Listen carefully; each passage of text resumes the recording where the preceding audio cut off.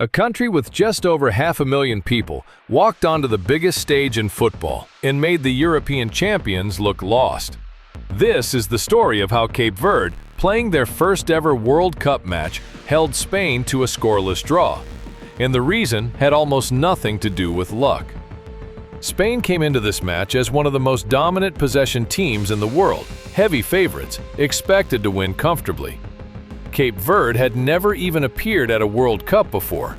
On paper, this wasn't supposed to be a contest. But for 90 minutes plus stoppage time, Spain simply could not find a way through, and one stat tells you everything you need to know about what happened. Spain's forward Mikel Oyarzabal reportedly didn't touch the ball for the first 30 minutes of the match, not because he was invisible, but because Cape Verde made sure the ball never got close enough to him to matter. So how did a debut nation shut down a team built on technical superiority? It starts with the shape. Cape Verde didn't try to press high or chase the ball around the pitch. Instead, they dropped into a deep, compact block, pulling almost every player behind the ball and daring Spain to find a gap that simply wasn't there. The second piece was spacing.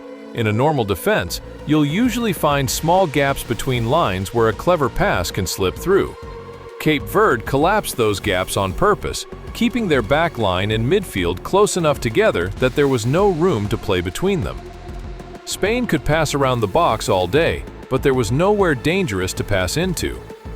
The third piece was patience. This is the part most underdog teams get wrong. They panic, they dive into tackles, they chase the ball out of frustration. Cape Verde did the opposite. They let Spain have the ball in harmless areas, conserving energy and discipline for the moments that actually mattered, like the edge of their own box.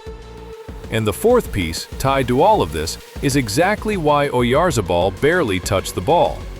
When the spaces in behind and between lines disappear, the players who rely on those spaces disappear with them. Spain's danger comes from quick combinations in tight pockets. Take the pockets away, and you take the danger away too. So why does this actually work against a team like Spain? Because Spain's biggest strength, their elite passing and movement in small spaces, only matters if there's space to exploit. Cape Verde didn't try to outskill Spain. They removed the conditions that let that skill matter in the first place. It's not about being better with the ball. It's about making sure the other team never gets a useful version of the ball at all. The result was a scoreless draw that will go down as one of the biggest shocks in World Cup history. A team from an island nation of just over 500,000 people walked away with a point against a side many expected to lift the trophy, not through chaos or luck, but through one of the most disciplined defensive performances you'll see at this tournament. So here's the question: do you think a defensive performance like this is more impressive than a flashy attacking win? Let me know yes or no in the comments.